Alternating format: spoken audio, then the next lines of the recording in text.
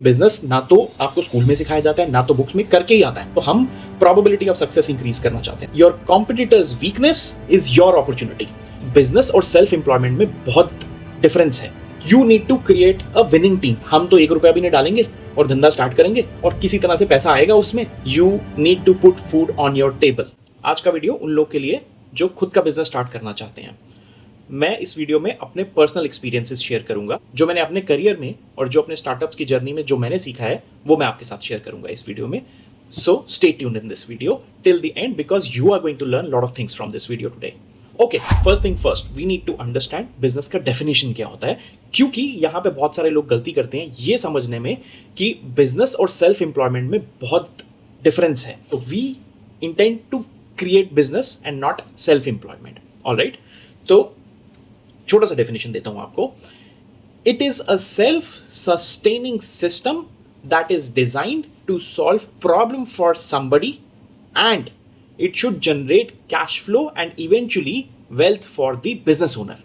Okay, self sustaining मैंने बोला है, मीन्स हम लोग को प्रोसेसेस के ऊपर, स्टैंडर्ड ऑपरेटिंग प्रोसीजर्स के ऊपर बहुत ज़्यादा ध्यान देना पड़ता है जब हम एक बिजनेस बना रहे हैं। इसको एक मशीन की तरह विजुअलाइज करेंगे हम लोग कि जिसमें एक साइड से इनपुट जो है वो है यूजर का प्रॉब्लम, ओके, और उसका नीड्स, उसकी वांट्स, और दूसरे साइड पे हम जो आउटपुट देंगे वो है सर्विसेज या प्रोडक्ट जो उसके प्रॉब्लम्स को सॉल्व करेगा। ऑलराइट, अंदर जो मशीन है that is self sustaining, it follows the processes.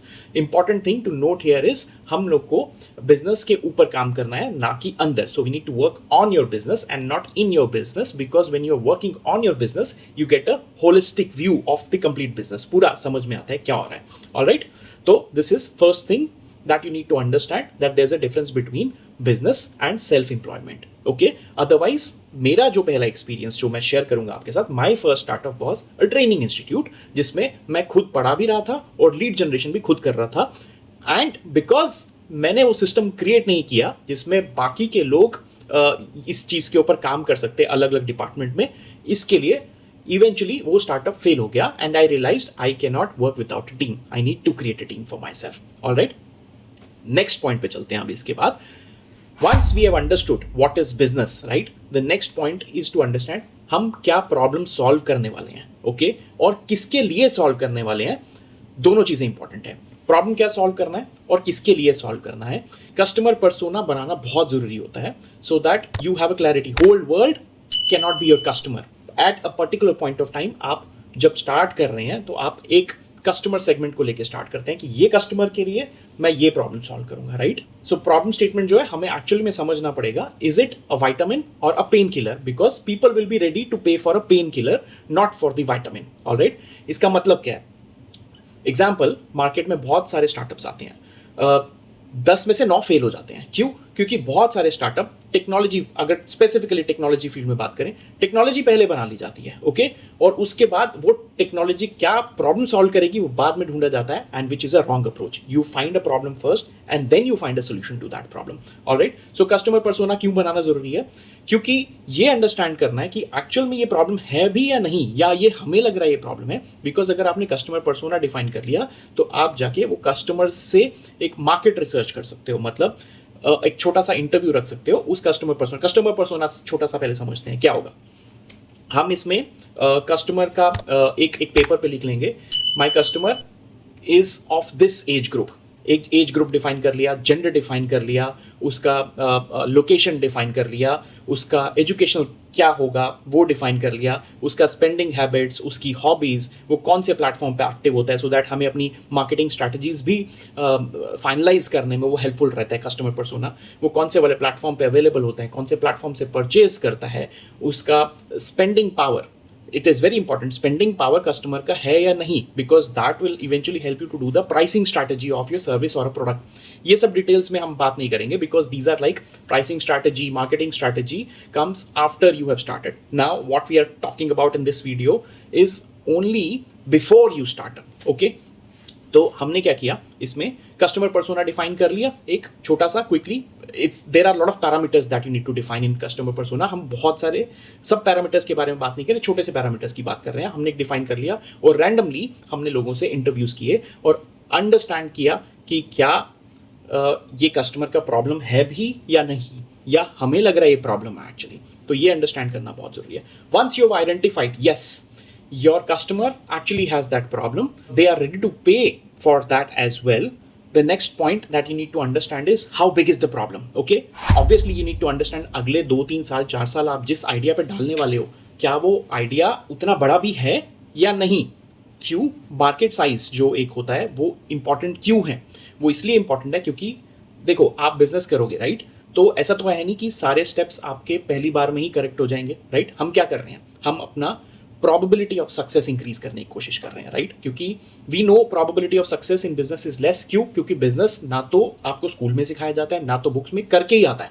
सीधी सी बात, करके ही आता है। तो हम probability ऑफ सक्सेस इंक्रीज करना चाहते हैं, राइट? तो मार्केट अगर बड़ा है, you get an opportunity to commit mistakes as well.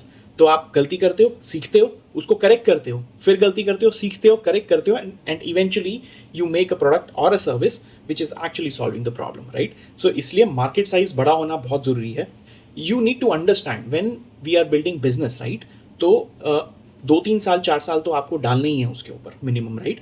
तो अगर वो उतना रिवॉर्डिंग नहीं है और मार्केट बहुत छोटा है, रिवॉर्डिंग आप उसमें से कितना परसेंट, मान लो 100 करोड़ का एक मार्केट साइज है, उसमें से आप 1 या 2% एक्वायर कर लोगे, तो 2 करोड़ का बिजनेस बनाने के लिए आप अपने 4 साल लगा दो, वर्सेस अगर मान लो 50,000 करोड़ का मार्केट साइज है और उसका 2% आप एक्वायर कर रहे हो मान लो, तो that 2% is actually very big. So इसलिए मार्केट साइज बड़ा होना बहुत जरूरी है।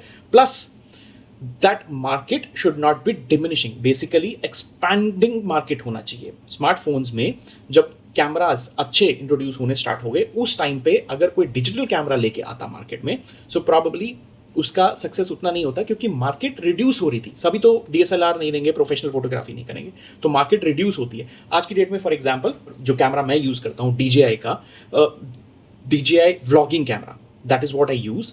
तो इसमें क्या है, इनको मालूम है कि यूट्यूब और वीडियो कंटेंट क्रिएशन का मार्केट बढ़ रहा है, so it is the right time to get into the market. So market बड़ा भी होना चाहिए और इंक्रीज भी होना चाहिए over a period of time. So compounded annual growth rate of the market size कितना है वो बहुत इंपॉर्टेंट है। So it should be big and it should be increasing. हम नेक्स्ट जो बात करेंगे, हम बात करेंगे सोल्यूशन क्रिएट करने की। तो प्रॉब्लम स्टेटमेंट है, मार्केट बड़ा है, मार्केट इंक्रीज हो रहा है, अब हम सोल्यूशन क्रिएट करें। तो सोल्यूशन क्रिएट करने के लिए हमें अपने से ये क्वेश्चन पूछना है, how I can solve this problem in a way that others are not able to do it.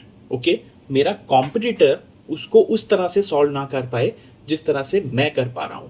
Okay, तो एक कॉम्पिटिटिव एडवांटेज होना चाहिए। You need to study the competitor solution. अगर कोई कॉम्पिटिटर ऑलरेडी है मार्केट में, उसका सोल्यूशन आपको स्टडी करना है, राइट? क्यों? Because your competitors weakness is your opportunity. If you understand कि आपका कॉम्पिटिटर कहाँ पे लैग कर रहा है, आपका प्रोडक्ट या आपकी सर्विस उसी के अराउंड आएगी, सो दैट मार्केट में आपका एक यूनिक वैल्यू प्रपोजिशन हो। Okay, uniqueness is very important. आपका see for customer why they should buy your solution. जब कोई और है मार्केट में दे रहा है, तो वो आपका क्यों सोल्यूशन लेगा, राइट? वो इसलिए लेगा क्योंकि आपके सोल्यूशन में कुछ डिफरेंट होना चाहिए।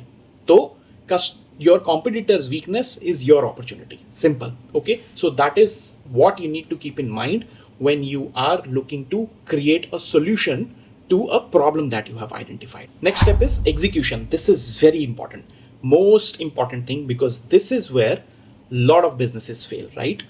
तो execution में हमें एक ही क्वेश्चन पूछना है, who will do this, right? So मैं मान लो एक बिजनेस बना रहा हूँ, राइट? बिजनेस में अलग अलग डिपार्टमेंट होंगे, राइट? फॉर एग्जाम्पल मेरे को सेल्स एंड मार्केटिंग भी चाहिए, तो पहले हमें ये आइडेंटिफाई करना है कि मुझे कौन कौन लोग चाहिए। मुझे टीम बनानी है सबसे पहले, कौन कौन लोग मुझे चाहिए होंगे सेल्स के लिए या मार्केटिंग के लिए, फाइनेंस संभालने के लिए कौन चाहिए होगा। देखो, प्रोडक्ट आपका बहुत अच्छा है, मान लो आपने रिसर्च एंड डेवलपमेंट करके प्रोडक्ट बहुत बढ़िया बना लिया, बट अगर उसको आप मार्केटिंग नहीं कर पा रहे हो, सेल नहीं कर पा रहे हो, तो वो product will eventually die, right? तो प्रोडक्ट, उसके साथ साथ आपका मार्केटिंग, ठीक है, और मान लो मार्केटिंग भी बहुत अच्छे से हो रहा है, उसके साथ में आपका आ जाता है operations, right? Execution day to day करना है। एक ई कॉमर्स पोर्टल है, किसी ने स्टार्ट किया और उसने बहुत अच्छे से मार्केटिंग कर दिया, एक दिन में 100 प्लस ऑर्डर्स, 200 प्लस ऑर्डर्स आने स्टार्ट हो गए, राइट? उसका ऑपरेशंस ही उस चीज़ के लिए स्केलेबल नहीं है। मान लो उसके पास 2 लोग हैं या 3 लोग हैं and operations are not automated, तो कस्टमर ऑर्डर फुलफिल नहीं हो रहे हैं टाइमली, कस्टमर्स को गलत ऑर्डर डिस्पैच हो जा रहे हैं, तो ऑपरेशंस का भी एक एक्सपर्ट होना आपके पास ज़रूरी है, ऑपरेशंस फिक्स होना आपका ज़रूरी है, लॉजिस्टिक्स फिक्स होना ज़रूरी है, आपका परचेज एंड सेल डिपार्टमेंट, आपके पास उतना इन्वेंट्री होना चाहिए कि मैं एक्सपेक्ट कर रहा हूँ, प्रोजेक्शन है मेरा कि मेरा मान लो 1 महीने के बाद आज से 100+ ऑर्डर्स आएंगे, तो क्या मेरे पास वो इन्वेंट्री है या नहीं, तो वो कौन समझेगा, राइट। उसके बाद सब कुछ चल रहा है प्रॉपर, मार्केटिंग है, सेल्स है, ऑपरेशंस है, फाइनेंस में you moved up, okay, number ही ट्रैक नहीं हो रहे हैं, तो how will you come to know कि पैसा कहाँ आ रहा है, कहाँ जा रहा है, कहाँ स्पेंड हो रहा है, राइट। तो finance department is equally important. So what you need to do is you need to create a winning team, right. हर बंदा उसके सेगमेंट में एक्सपर्ट होना चाहिए, because you need to understand that you can not be expert in all the departments. Probably आप tech वाले हो, right, तो आप टेक्नोलॉजी संभाल सकते हो, बाकी का कौन संभालेगा। आइडियली तो आपको टेक्नोलॉजी भी खुद नहीं संभालनी है, because you need to work on your business, not in your business. इसका मतलब ये हुआ कि आपको हर एक डिपार्टमेंट के लिए एक्सपर्ट्स का टीम बनाना पड़ेगा, राइट। फिर आपने आइडेंटिफाई कर लिया मुझे टीम में कौन कौन लोग चाहिए और हर बंदा उसके वाले डिपार्टमेंट में एक्सपर्ट होना चाहिए, राइट। आज आप टेक में हो, आप ये सोचते हो कि मैं क्लाउड किचन खोलूंगा, बॉस कैसे, आपका क्लाउड किचन में फूड बिजनेस में एक्सपर्टीज ही नहीं है, तो आपने तो पहले ही प्रोबेबिलिटी ऑफ सक्सेस बिल्कुल लो कर लिया है, राइट। तो आपको अपना प्रोबेबिलिटी सक्सेस हाई रहे, तो उसके लिए आपको वैसे को फाउंडर्स ढूंढने पड़ेंगे, वैसा टीम बनाना पड़ेगा, करेक्ट। एक बार आपका टीम सॉर्ट आउट हो गया, आपने ये आइडेंटिफाई कर लिया मेरी टीम में कौन कौन होगा, उसके बाद next very important thing is how will you fund your business, right. तो टीम बनेगी, सैलरी भी देनी पड़ेगी, राइट। तो आपको अपने कैश फ्लोज मैनेज करने हैं, आपको यह आइडेंटिफाई करना है नेक्स्ट 1 ईयर के लिए मेरा कैश फ्लो क्या रहेगा, मतलब मंथ 1 में मैं इतना स्पेंड करूंगा, 2 में इतना, 3 में इतना, अलग अलग डिपार्टमेंट में सैलरी में इतना जाएगा, ऑफिस में इतना जाएगा, यूटिलिटीज़ में इतना जाएगा, सब एक हेड्स में हम लिख लेंगे।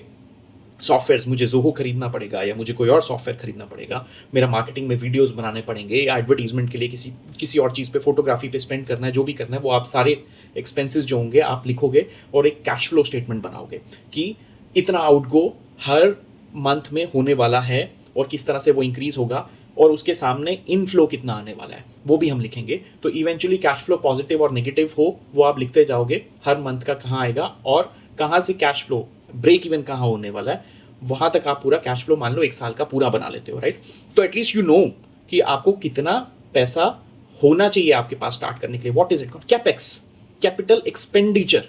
सबसे पहले बिजनेस स्टार्ट करने के लिए कैपेक्स होना चाहिए, एक होता है कैपेक्स, एक होता है opex. Capex is capital expenditure जो आप स्टार्टिंग में इन्वेस्ट करोगे, okay. Then opex is like month on month operational expenses. तो ये चीज़ें भी होना चाहिए। कभी भी ऐसा नहीं होता है कि भाई हम तो 1 रुपया भी नहीं डालेंगे और धंधा स्टार्ट करेंगे और किसी तरह से पैसा आएगा उसमें और हम उसमें खुद काम कर लेंगे और उसके बाद उसमें से पैसा आता जाएगा और उसको हम बूटस्ट्रैप करके बड़ा करते जाएंगे। No, it doesn't work that way. Probability of success will go down.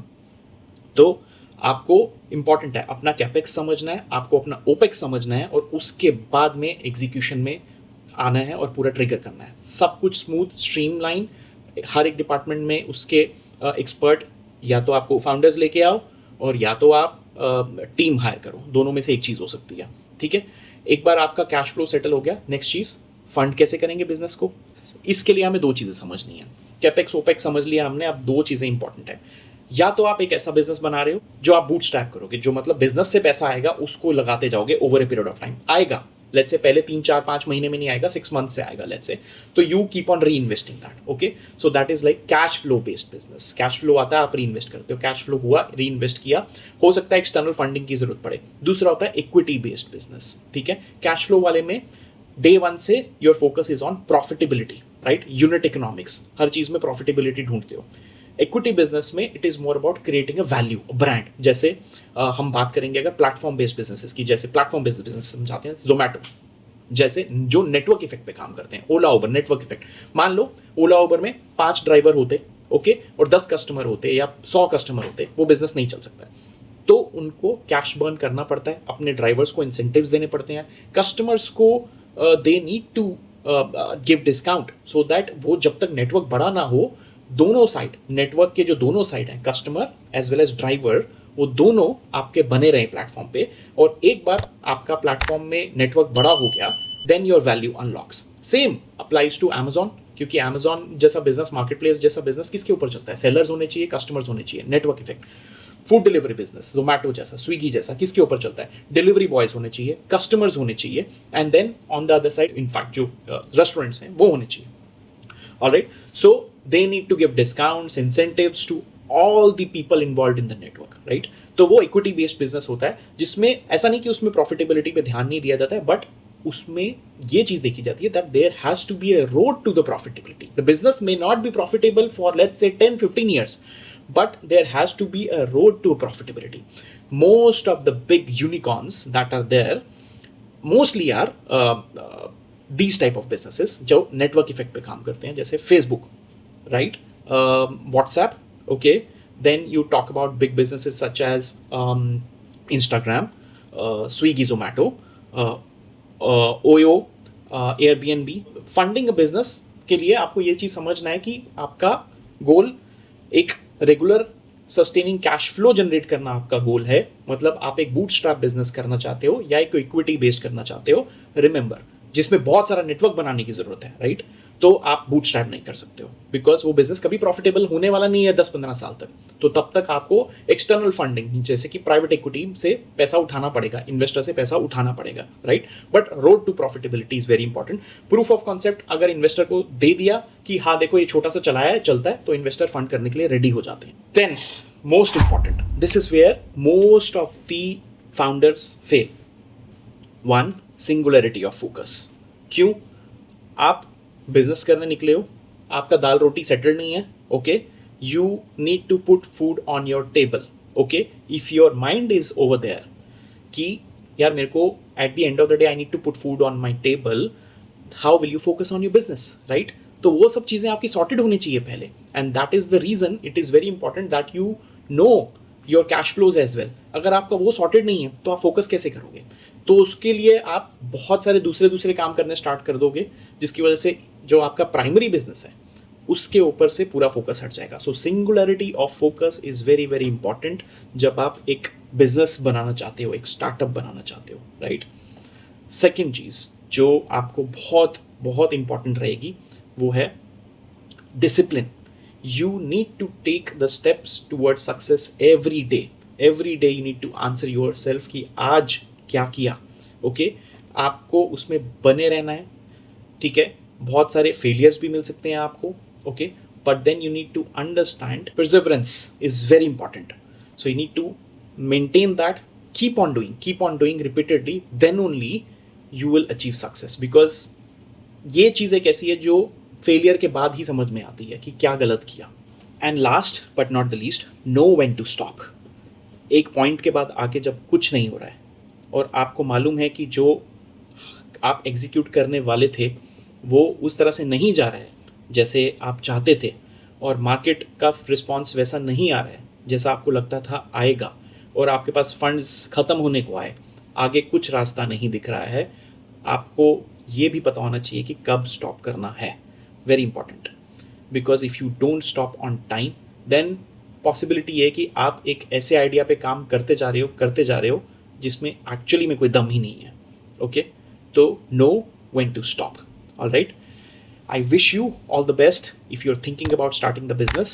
Just remember, you need to increase the probability of success. All the best. Thank you.